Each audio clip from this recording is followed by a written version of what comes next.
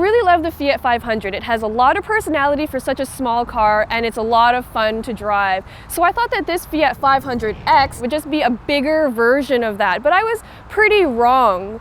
None of that personality translates into this car, and what you get is something that's kind of mediocre, and I'll tell you why in this quick take.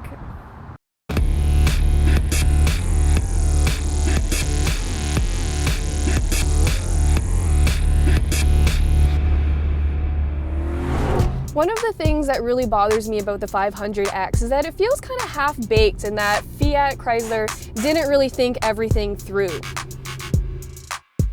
First off, it has an extremely stiff suspension, but no one's going to be off-roading in this thing, and it's definitely not sporty. So having such a stiff suspension just doesn't make a lot of sense. Secondly, the way it behaves is just kind of unpredictable. It's very jumpy, and the way it drives just feels unnatural.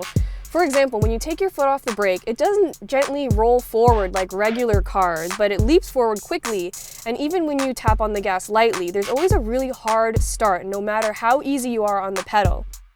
Putting the car in increased traction mode for snow or wet weather seems to help these jumpy starts, but it takes a lot of getting used to. I think Fiat did this on purpose to give the CUV a sportier feel, but it just ends up feeling a bit unrefined and overexcited. So it feels like I have a lot of complaints about the 500X, but it's not all that bad. The 2.4-liter engine is actually a pretty good pick for this car because it has decent power, which means that passing other cars or getting up to highway speeds is a stress-free experience.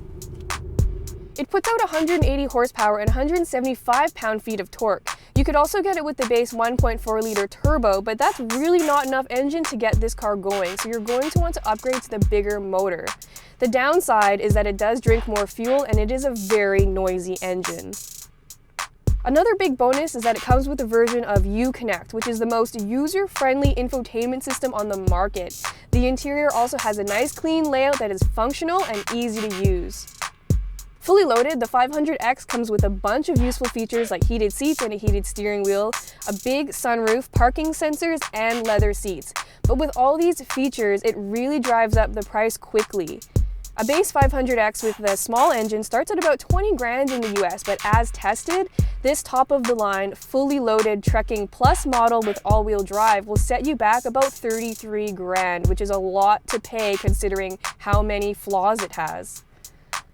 The subcompact crossover segment is huge right now, and it has a lot of really strong players like the Honda HR-V and the Mazda CX-3. So although the 500X has a lot of style and a nice interior, its bad driving dynamics, poor fuel economy, and high price just don't make it stand out in this really competitive segment.